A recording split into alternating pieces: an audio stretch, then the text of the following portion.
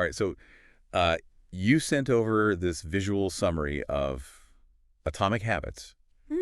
And wow, it looks like you're really ready to dive into this self-improvement thing. Absolutely. And it seems like James Clear's approach, Mm-hmm. it's not about like this massive overnight transformation. It's Right. more about these tiny changes adding up, right? Yeah.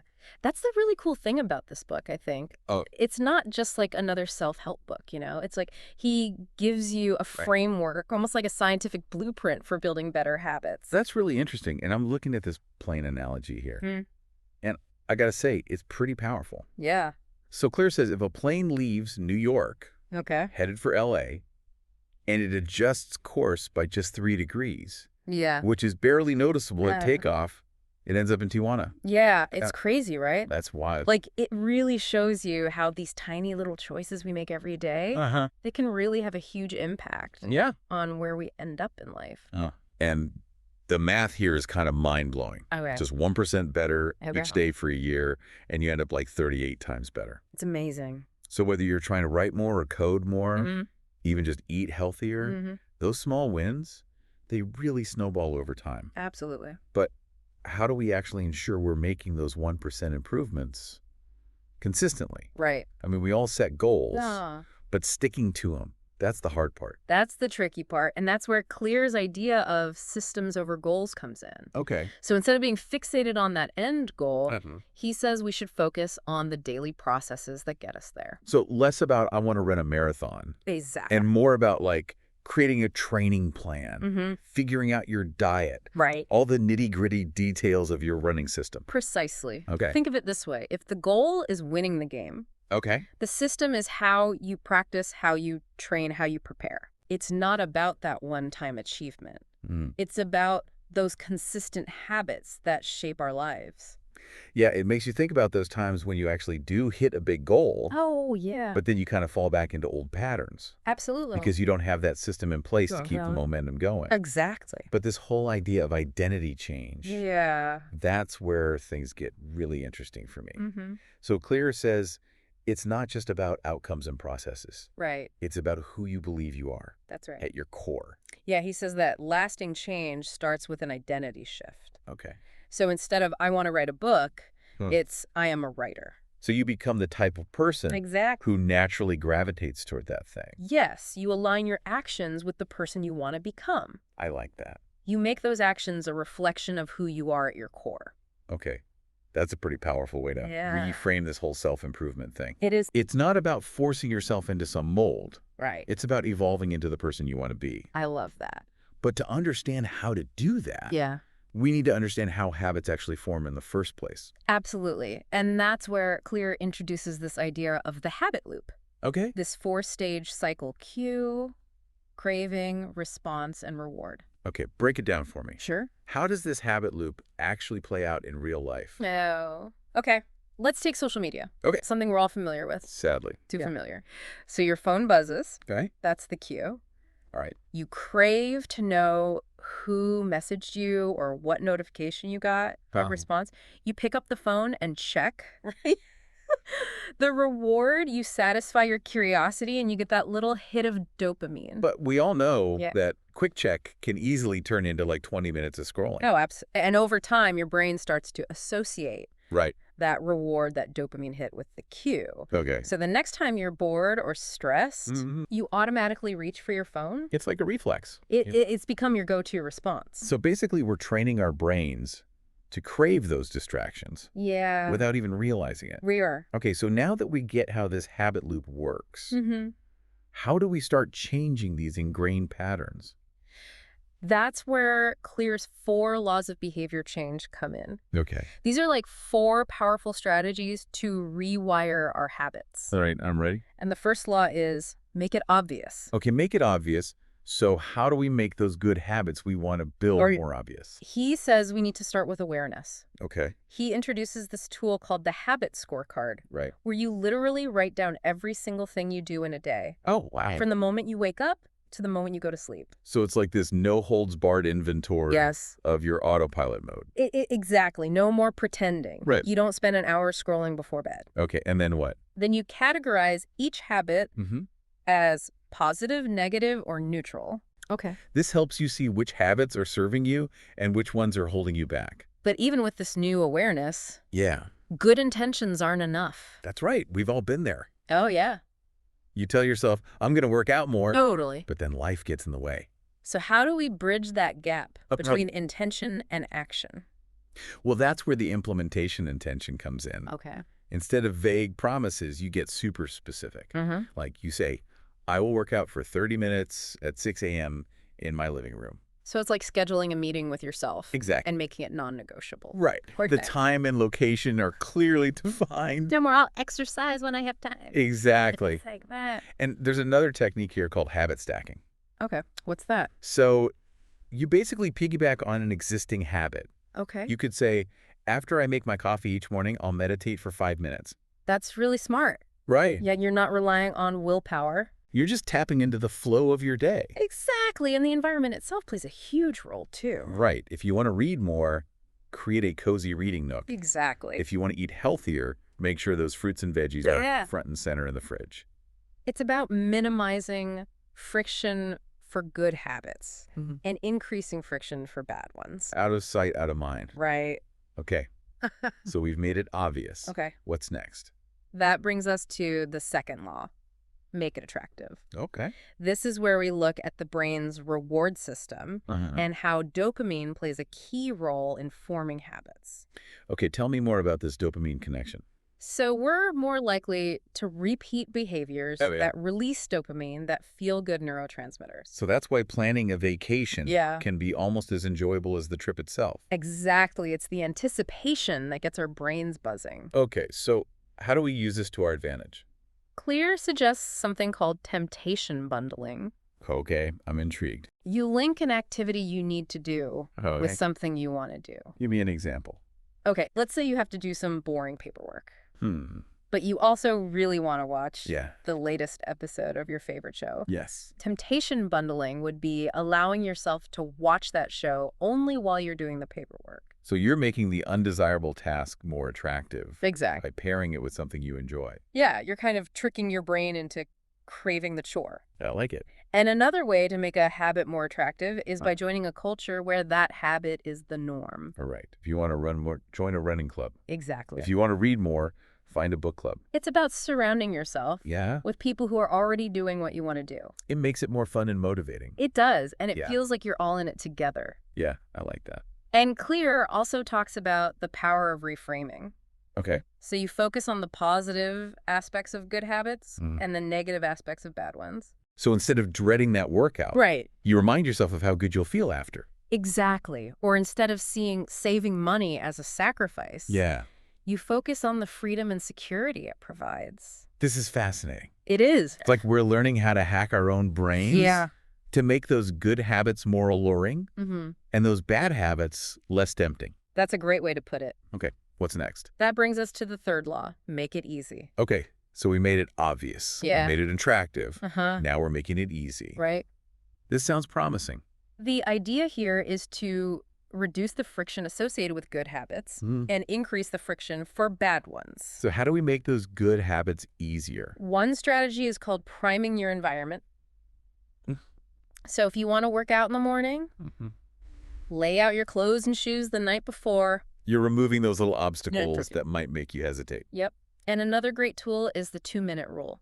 Oh, what's that? So it's all about starting small, ridiculously small. Okay. You take that big, intimidating goal and you scale it down to a 2-minute version. But Want to run a marathon? yeah, Start by putting on your running shoes and stretching for 2 minutes. I love that. It's about overcoming that initial resistance Exactly. and building momentum. Yes. So how do we make those bad habits harder? Well, you introduce friction, Okay. want to watch less TV, unplug it after each use and put the remote in a drawer, Okay. want to spend less time on your phone, Yeah. delete those tempting apps. You're making it inconvenient Exactly. to give in to those temptations. Right. We're playing a game against our own laziness. We are, and sometimes that little bit of friction is Yeah. all it takes to break the cycle. Okay, this is making a lot of sense. Oh, good. So we've covered the first 3 laws. All right.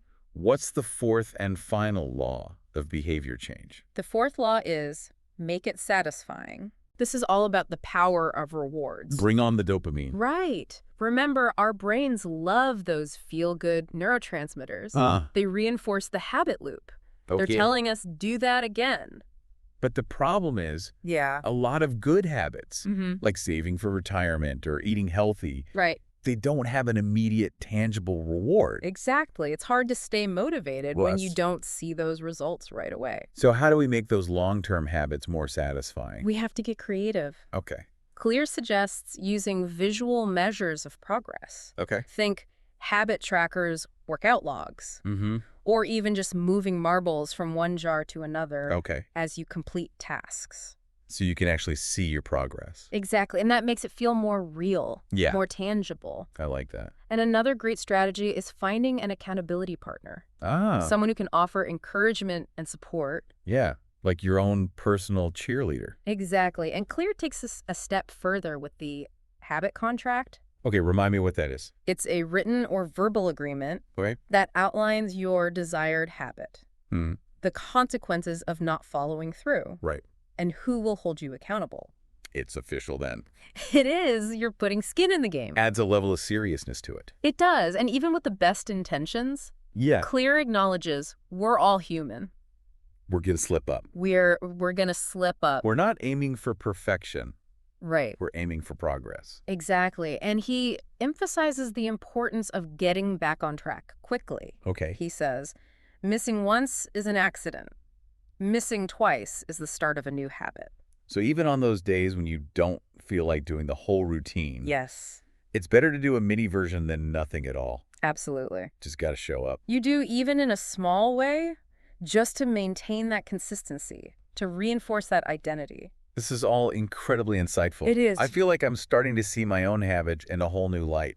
I'm glad to hear that. And remember, this is just a high-level overview. Yeah. There's so much more in the book itself. Before we move on. Sure. You mentioned that the source material had a personal example. Oh, yeah. About building a workout and a reading habit. Yes. Can you tell us about that? Absolutely. It's a great example of how to put these concepts into practice.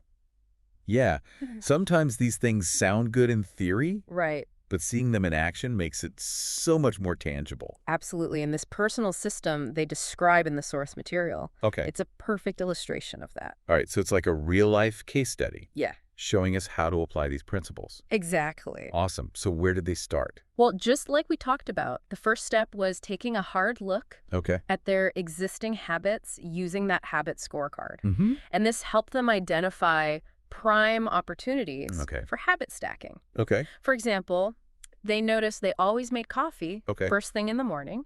That's smart. Yeah. So instead of trying to force a new habit in, they leveraged an existing routine. Exactly. So what did they stack on top of that coffee habit? 90 minutes of reading. Wow. They made it a rule, coffee equals reading time. No exceptions. I can just picture it.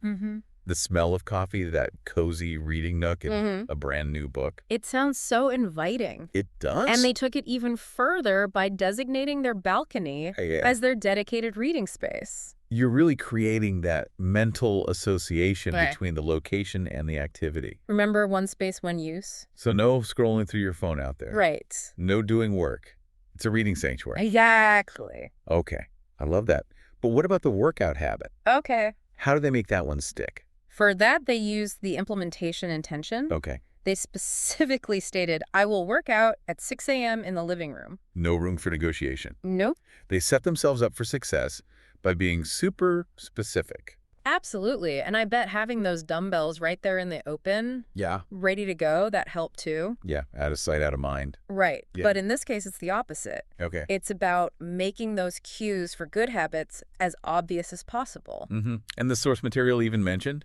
Yeah. Using pictures of fit people as visual motivation? That's right. I can see how that would be helpful. Yeah, it's like a constant reminder of your goals, of the kind of person you want to be. But even with a solid plan and visual cues, motivation can be fickle. It can be. How did they make working out more appealing, especially at 6 a.m.? They got creative with temptation bundling. They allowed themselves to listen to their favorite podcast only while working out. So smart. You're pairing something you have to do with something you actually want to do. Exactly. Do they use temptation bundling for social media cravings too? Not exactly. For social media, it was more about making it less attractive and increasing the friction. They deleted distracting apps from their phone and even put their phone in a drawer while they were working. They were creating obstacles. They were. Making it harder to mindlessly scroll. I respect that. Did they completely swear off social media, though? Not entirely, but they did make a conscious effort to become more mindful of their consumption. Okay. The source material highlighted a question they would ask themselves. Okay. Consuming is easy and lazy. Producing is difficult but rewarding. Okay. Do I want to be a consumer or a producer? I love that. It's about shifting from passive scrolling to active creation. Exactly. And I noticed that they also use an accountability partner, right? Oh, yes. Accountability played a huge role. Okay. Especially with those social media slip-ups. They made a pact to send each other daily updates on their progress, both the wins and the challenges. So you've got someone cheering you on, but also nudging you back in line when you need it. Yeah. Exactly. And even with all these strategies, the source material emphasized it's not about being perfect. Right. It's about getting back on track quickly after a slip-up. Yeah, minimizing those accident days. Right, and maintaining that consistency. This whole system is so inspiring. It shows that building better habits, it's not about some big personality makeover. Right. It's about taking small, practical steps. It is. Leveraging the power of our brains and creating a supportive environment. Absolutely. It's about taking those principles we've been discussing and weaving them into our everyday lives. Okay, before we wrap up this deep dive. Sure. I'm curious, if our listener is ready to get started, what's like one tiny change they could make today to kind of kickstart their own atomic habits journey? That's what's so great about this approach. Okay. You don't have to make these huge life changes all at once.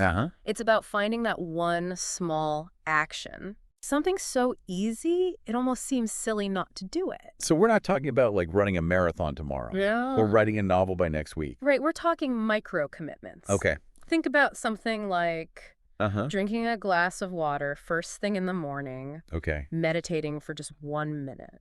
Or reading a single page of a book. It's about proving to yourself that you can actually follow through. Exactly. Even with something small. Right, and that sense of accomplishment. Even from those tiny wins. It fuels that habit loop. It gives you that dopamine hit.